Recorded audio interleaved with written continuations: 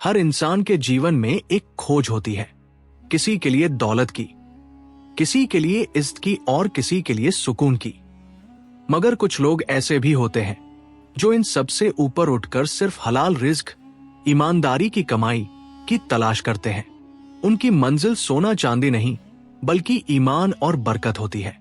ये कहानी है ऐसे ही एक मुसाफिर की, फारस की, जिसका जीवन एक सफर था और सफर का मकसद था ईमानदारी की कमाई की तलाश। फारस का जीवन उस मुसाफिर की तरह था जिसका कोई ठिकाना नहीं था, मगर मंजिल सिर्फ एक थी। वह एक जवान और मजबूत आदमी था जिसके कंधों पर सिर्फ उसकी छोटी सी पोटली का बोझ नहीं, बल्कि उसकी पत्नी हुमा और 3 मासूम बच्चों की उम्मीदों का बोझ भी था। फारस कोई हुनरमंद कारीगर नहीं था, नहीं उसके पास कोई विरासत थी। वो तो बस एक रोजी की तलाश में भटकता इंसान था जो मेहनत और ईमान को अपना साथी बनाकर एक गांव से दूसरे गांव, एक कस्बे से दूसरे कस्बे तक सफर करता रहता था। कहानी का आगाज पुराने दौर के एक छोटे से गांव रोशनपुर से होता है। रोशनपुर की गलियां कच्ची थी, जहां शाम के समय मिट्टी की सौंधी खुशबू महसूस होती थी। बिजली का कोई नामो निशान नहीं था और रात होते ही हर घर के आंगन में मिट्टी के दियों की रोशनी झिलमिलाने लगती थी। फारस ने अपने जीवन के 20 साल इसी गांव में गुजारे थे। उसके पिता एक सीधे सादे किसान थे, मगर उनकी मृत्यु के बाद जमीन का छोटा सा टुकड़ा भी कर्ज के बोझ तले हाथ से निकल गया। अब फारस के पास सिर्फ 2 चीजें बची थी, हुमा का साथ और ईमानदारी से कमाने का संकल्प। एक ठंडी शाम थी। गांव के लोग अपने घरों में आग के पास बैठकर किस्से कहानियां सुन रहे थे। उसी समय फारस और हुमा अपने कच्चे मकान के छोटे से आंगन में बैठे थे। फारस, हुमा ने धीमे से कहा। उसकी आवाज में थकान और चिंता दोनों थी। अब और कितने दिन ऐसे चलेगा? 3 दिन हो गए, आपको कोई काम नहीं मिला। बच्चे भूखे नहीं हैं, मगर उनकी आंखों में वो चमक नहीं है जो पेट भरने के बाद होती है। फारस ने हुमा का हाथ थामा। हुमा, तुम्हारा सब्र ही मेरी सबसे बड़ी दौलत है। मुझे मालूम है वक्त मुश्किल है। आज मैं जमींदार रहमत अली के पास गया था। उन्होंने कहा कि फसल की कटाई का काम अभी शुरू नहीं हुआ। हुमा ने लंबी सांस ली। शहर की बात मत करो फारस। मैंने सुना है वहां कमाई तो बहुत है, मगर उसमें सही और गलत, हलाल और हराम की पहचान करना मुश्किल है। हम भले ही कम खाएंगे, मगर वह ईमानदारी की कमाई होनी चाहिए जिसमें बरकत हो। फारस ने सिर झुका लिया। यही वो बात थी जो उसे हर मुश्किल में मजबूत रखती थी। अगली सुबह फारस ने एक अजीब फैसला किया। उसने हुमा को बताया कि वह अब रोशनपुर से निकलकर पूर्व की तरफ जाएगा, जहां सुना था कि एक बड़ा मेला लगने वाला है। मगर फारस, हुमा ने चिंता से कहा, वहां तो बड़े बड़े व्यापारी और अमीर लोग आते हैं। मैं वहां मजदूरी करूंगा हुमा, बोझ उठाऊंगा, दुकानों की सफाई करूंगा या जो भी काम मिलेगा वही करूंगा। मैं खाली हाथ नहीं लौटूंगा। तुम बस ऊपर वाले पर भरोसा रखना और मेरे लिए दुआ करना। फारस ने अपनी पोटली बांधी जिसमें 2 रोटियां, एक पुराना कंबल और एक छोटा सा जानमाज, प्रार्थना का आसन था। उसने अपने बच्चों को प्यार किया और हुमा को गले लगाया। जब वह गांव की सीमा से निकल रहा था तो उसकी नजर एक बूढ़े फकीर पर पड़ी जो हमेशा गांव के बाहर बैठे रहते थे। लोग उन्हें बाबा नूर कहते थे। फारस उनके पास गया। बाबा नूर, मैं ईमानदारी की रोजी की तलाश में सफर पर निकल रहा हूं। आप मेरे लिए दुआ कीजिए। बाबा नूर ने उसे गौर से देखा, फिर मुस्कुराए। बेटा फारस, रिस्क तो ईश्वर देता है। तुम्हारी तलाश सिर्फ कमाई की नहीं बल्कि सही रास्ते की होनी चाहिए। याद रखना, दुनिया में 3 तरह के लोग मिलेंगे। पहले वे जो तुम्हें ईमानदारी की तरफ ले जाएंगे, चाहे रास्ता कितना ही कठिन क्यों न हो। दूसरे वे जो तुम्हें गलत रास्ते की तरफ धकेलेंगे, जहां आसानी और दौलत का धोखा होगा। और तीसरे वे जो तुम्हारी परीक्षा लेंगे। उन्होंने फारस के कंधे पर हाथ रखा। तुम्हारे सफर में एक व्यक्ति मिलेगा, कासिम। वो तुम्हें एक ऐसी जगह ले जाएगा जहां दौलत का दरिया बहता है, मगर याद रखना, उस दरिया का पानी पीने से पहले उसकी गहराई जरूर देख लेना। 3 दिन की पैदल यात्रा के बाद फारस उस बड़े मेले के करीब पहुंचा।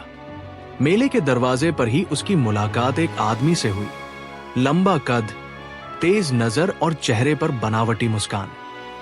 कहां जा रहे हो मुसाफिर? उसने पूछा। भाई, मैं काम की तलाश में हूं। मेरा नाम कासिम है और तुम्हारी तलाश अब खत्म हुई। मैं तुम्हें एक ऐसा काम दे सकता हूं जिसमें मेहनत कम और मुनाफा ज्यादा है। फारस के दिल को एक झटका सा लगा। कासिम, ये वही नाम था जो बाबा नूर ने बताया था। कासिम फारस को मेले के भीतरी हिस्से में ले गया, जहां बड़े बड़े तंबू, खैमे लगे थे।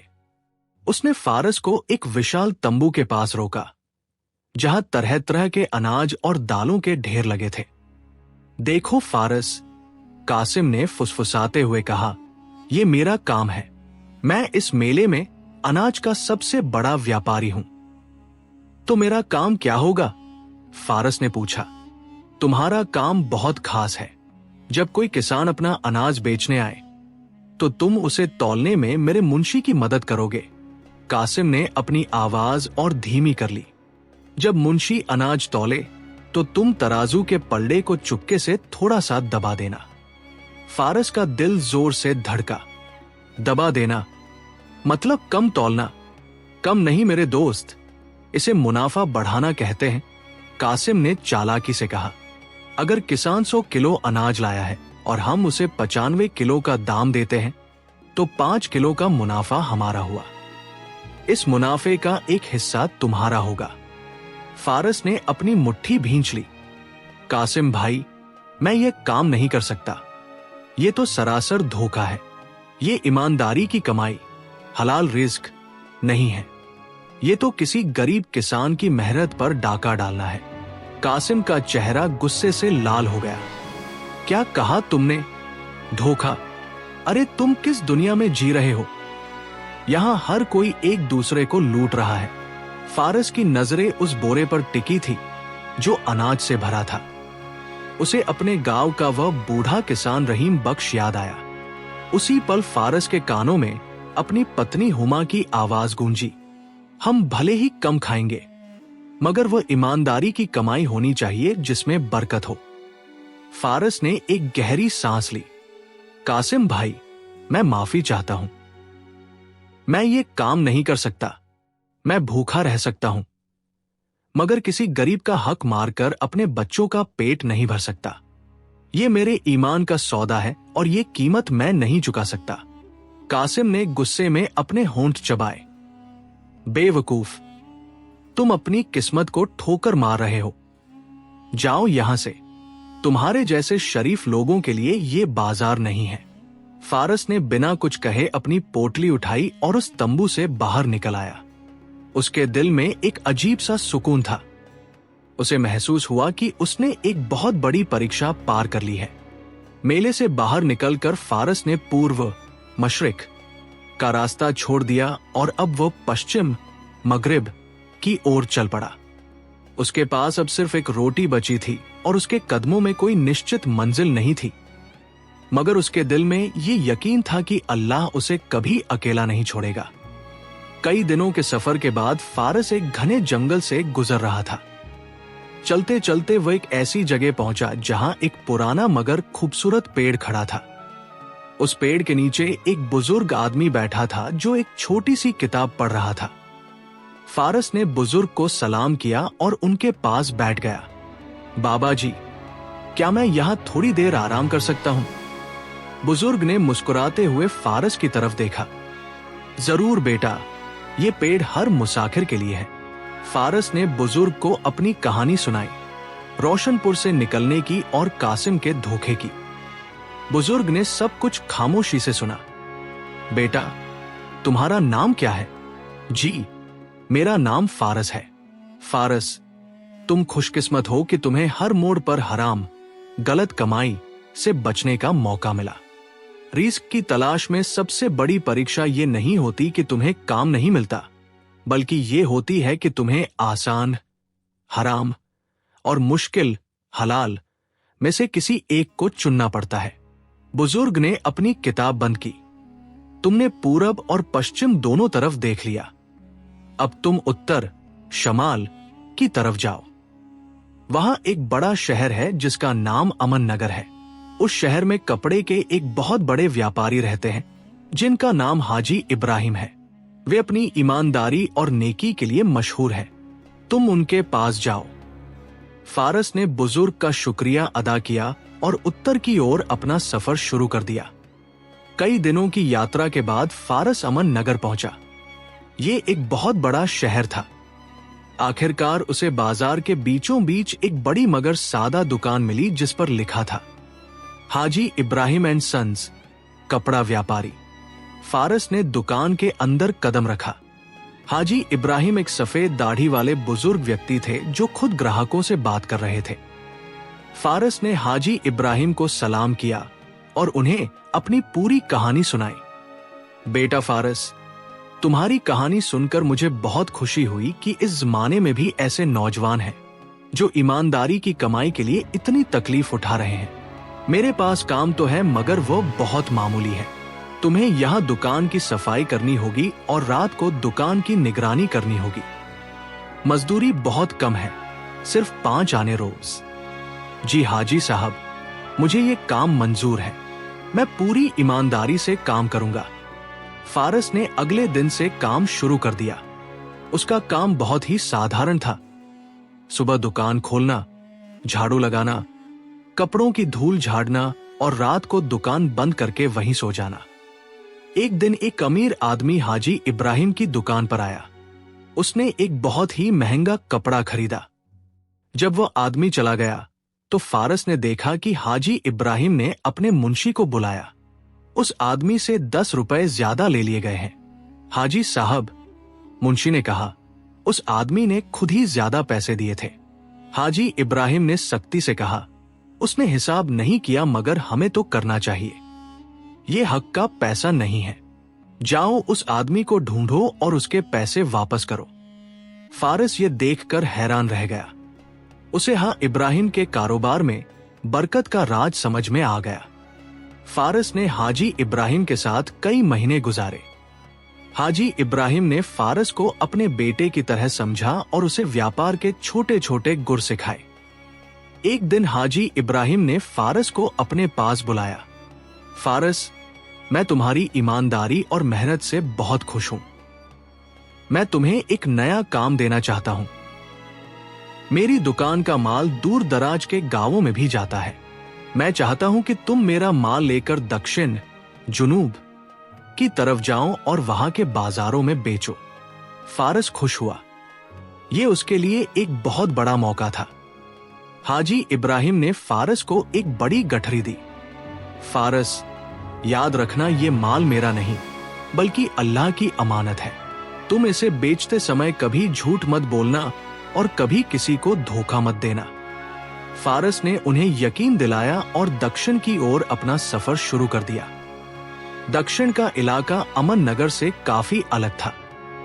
यहाँ के बाजार ज्यादा रंगीन और शोर शराबे वाले थे। फारस ने एक छोटे से बाजार में अपनी दुकान लगाई। पहले ही दिन फारस के पास बहुत से ग्राहक आए। एक महिला ने एक कपड़ा पसंद किया। फारस ने हाजी इब्राहिम के बताए हुए उचित दाम बताए।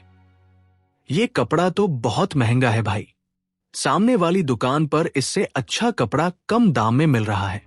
फारस ने मुस्कुराकर कहा, बहन जी, ये कपड़ा शुद्ध सूती है और इसके रंग पक्के हैं। आप चाहें तो सामने वाली दुकान से ले सकती हैं। उस महिला ने सामने वाली दुकान से कपड़ा खरीदा, मगर कुछ ही देर बाद वह वापस आई। भाई, आपने सही कहा था। वो कपड़ा तो धोने के बाद ही सिकुड़ गया। मुझे वही कपड़ा दे दो जो आपने दिखाया था। फारस की ईमानदारी की वजह से उसकी दुकान पर जल्द ही भीड़ लगने लगी। उसका कारोबार तेजी से बढ़ने लगा।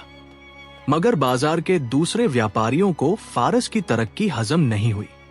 उनमें से एक व्यापारी जिसका नाम रफीक था, फारस से बहुत जलता था।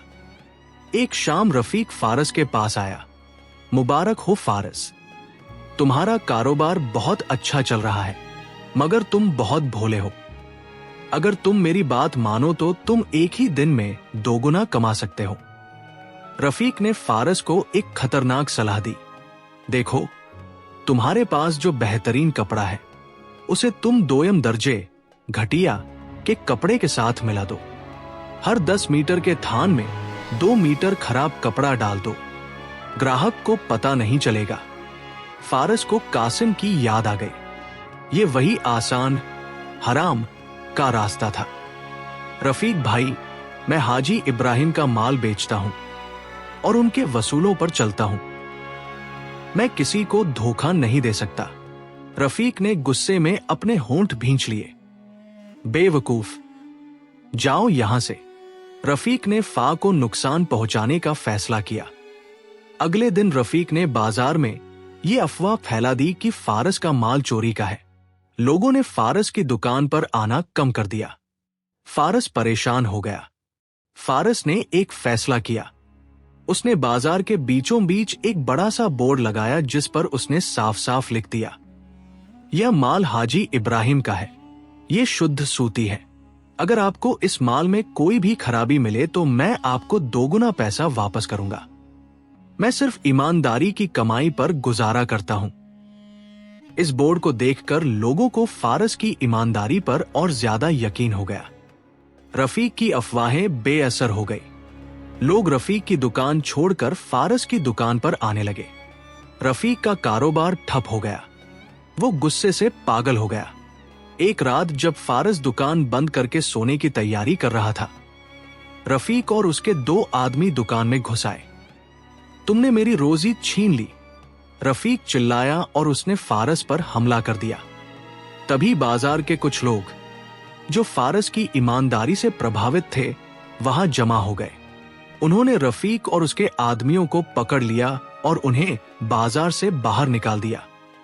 फारस घायल था, मगर उसके दिल में एक अजीब सा सुकून था। अगले दिन फा ने हाजी इब्राहिम को मुनाफे के साथ पैसे भेजे। हाजी इब्राहिम ने फारस को वापस बुला लिया। जब फारस अमन नगर पहुंचा तो हाजी इब्राहिम ने उसे गले लगा लिया। फारस, तुमने सिर्फ मेरा माल नहीं बेचा, बल्कि तुमने मेरे वसूलों को भी कायम रखा। मैं तुम्हें एक और बड़ी जिम्मेदारी देना चाहता हूं। हाजी इब्राहिम ने फारस को अपनी दुकान का मुंशी, मैनेजर बना दिया। हाजी इब्राहिम की दुकान पर मुंशी का पद फारस के लिए एक बहुत बड़ी जिम्मेदारी थी। हाजी इब्राहिम ने उसे अपने घर के पास ही एक छोटा सा कमरा दे दिया था। फारस ने अपनी पत्नी हुमा और बच्चों को अमन नगर बुला लिया। हुमा और बच्चों को देखकर फारस की आंखें भर आईं। फारस, हुमा ने कहा, मैंने हमेशा कहा था कि तुम्हारी ईमानदारी और मेहनत कभी बेकार नहीं जाएगी। ईश्वर ने हमें ईमानदारी की कमाई, हलाल रिज़्क के साथ साथ इज्जत भी दी है। फारस ने अपनी बेटी जोया को लकड़ी की गुड़िया दी और बेटे अहमद को एक छोटी सी किताब। मुंशी का काम बहुत ही संजीदा था। फारस को रोजाना लाखों का हिसाब किताब रखना पड़ता था। एक दिन जब फारस हिसाब कर रहा था तो उसने देखा कि एक बड़े ग्राहक से 500 रुपए ज्यादा आ गए हैं। ये गलती ग्राहक की तरफ से हुई थी। फारस ने सोचा, 500 रुपए, ये तो मेरी एक महीने की तनख्वाह से भी ज्यादा है। अगर मैं ये पैसे अपने पास रख लूं तो किसी को पता भी नहीं चलेगा। लालच का शैतान फारस के दिल में फुसफुसाने लगा। उसने अपनी जेब में हाथ डाला और उन 500 रुपयों को छूकर देखा। तभी उसे हाजी इब्राहिम की बात याद आई। ये माल मेरा नहीं, बल्कि ईश्वर की अमानत है। और फिर उसे बाबा नूर की बात याद आई। तुम्हारी तलाश सिर्फ कमाई की नहीं होनी चाहिए, तुम्हारी तलाश सही रास्ते की होनी चाहिए। फारस ने आंखें बंद की और ईश्वर से माफी मांगी। मैंने ईमानदारी की कमाई के लिए इतना लंबा सफर किया है, इतनी तकलीफें उठाई हैं। मैं एक छोटे से लालच के लिए अपने ईमान को कैसे बेच सकता हूं? फारस ने तुरंत हाजी इब्राहिम को बुलाया और उन्हें पूरी बात बता दी। हाजी इब्राहिम ने मुस्कुराकर फारस के सिर पर हाथ रखा। फारस, मुझे तुम पर पूरा भरोसा था। यह 500 रुपए तुम्हारी आखिरी परीक्षा थी। मैंने जानबूझकर हिसाब में ये गलती करवाई थी ताकि मैं तुम्हारे ईमान की मजबूती देख सकूं। फारस हैरान रह गया। आपने जानबूझकर ऐसा किया? हाँ बेटा, आजीविका की तलाश में सबसे बड़ी परीक्षा भरोसे की होती है। मैं तुम्हें अपना कारोबार सौंपने वाला हूं। मैं देखना चाहता था कि तुम मेरी गैरमौजूदगी में भी ईमानदारी से काम करते हो या नहीं। हाजी इब्राहिम ने बताया कि वह अब बूढ़े हो चुके हैं और हज के बाद वह अपना ज्यादातर समय इबादत, प्रार्थना में बिताना चाहते हैं। फारस, मैं तुम्हें अपना साझीदार, पार्टनर बनाना चाहता हूं। तुम मेरे कारोबार को संभालो और मुनाफे का एक हिस्सा तुम्हारा होगा। तुम्हारी ईमानदारी ही इस व्यापार की सबसे बड़ी दौलत है। फारस की आंखों में खुशी के आंसू आ गए। उसने हाजी इब्राहिम के पैर छू लिए। उसकी हलाल रिज़्क की तलाश अब खत्म हो चुकी थी। उसे सिर्फ रोजी नहीं मिली थी, इज्जत, भरोसा और बरकत भी मिली थी। फारस ने हाजी इब्राहिम की साझेदारी में काम शुरू कर दिया। उसकी मेहनत और ईमानदारी की वजह से कारोबार दिन दूना रात चौगुना बढ़ने लगा। फारस ने अमन नगर में एक अच्छा घर खरीदा और उसके बच्चे अच्छे स्कूल में पढ़ने लगे। मगर फारस ने कभी अपनी सादगी नहीं छोड़ी। वह आज भी रोजाना सुबह उठकर दुकान की सफाई खुद करता था। फारस की कहानी रोशनपुर के हर घर में सुनाई जाती थी। ये कहानी बताती थी कि ईमानदारी की कमाई की तलाश सिर्फ एक सफर नहीं है, बल्कि ईमान का एक सौदा है, जहां हर मोड़ पर इंसान को अपने ज़मीर की परीक्षा देनी पड़ती है। और ये कहानी आज भी हमें ये सबक देती है कि सही रास्ते की कमाई में थोड़ी देर जरूर लग सकती है, मगर उसमें जो बरकत होती है वो दुनिया की हर दौलत से बढ़कर है।